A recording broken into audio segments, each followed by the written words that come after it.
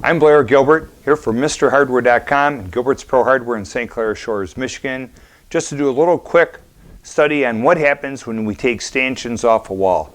We had underneath this TV set some brackets. They've been here so long, these stanchions are going to become glued to the wall by the paint. The top screw is the one that comes out last. It'll always dangle as you're taking out the screws.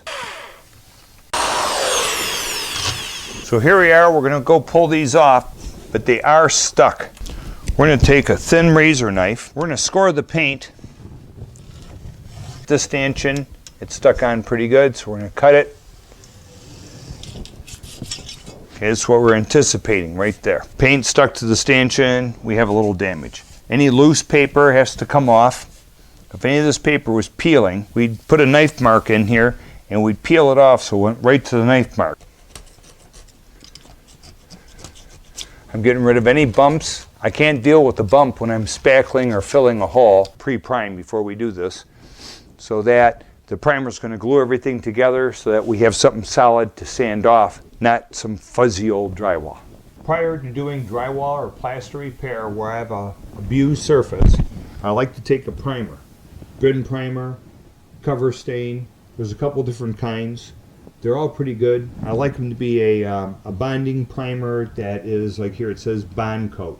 Something that's going to take and stick to, this could be a semi-gloss wall here. I want to make sure that this is going to adhere to the wall. So when I put my compound over this, the compound will be able to adhere to the primer, rather than trying to get compound to stick to a slippery semi-gloss wall. We just would like to glue the old drywall down and give us a solid surface for joint compound or spackling. So you notice I put too much paint on there, I went back and I got it. So I'm working that paint into the crack a little bit. I don't want it to run. I want to glue all those fibers in place. So now when I put my joint compound on here, you'll see how beautiful it's going to stick. This is a fast drying primer. It'll dry in about an hour. Try to brush the primer thin. You don't need any excess brush strokes or product on the wall. We're back. Our primer is dry. Our wall has been glued back together.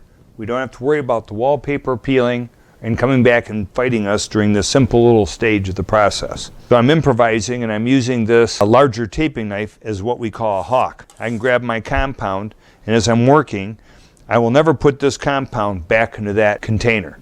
Could be I'm going to use this next month on another job, but won't have crumb that maybe fell off this wall gotten back into it. With a little bit of compound on my knife, I'm going to try to force it in the crack, and I'm going to take all the excess off. Now unfortunately this may shrink up a little bit in these deeper holes.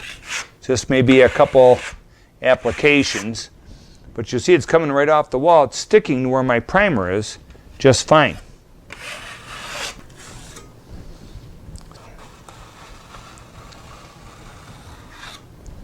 So you get rid of the excess mud, clean knife. Come back, keep the angle real tight to the wall. Take off all the excess. Nope, no good.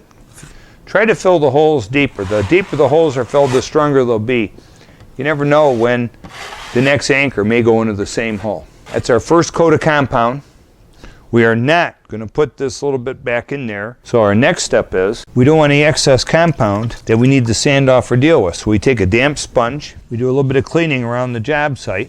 We don't have any stop or start marks, so that there's no sharp edges around the perimeter of our repair. Then last but not least, if we were on our final coat, what happens here is this spot, when it dries and we put a second coat on and or we sand it, it's going to be perfectly flat.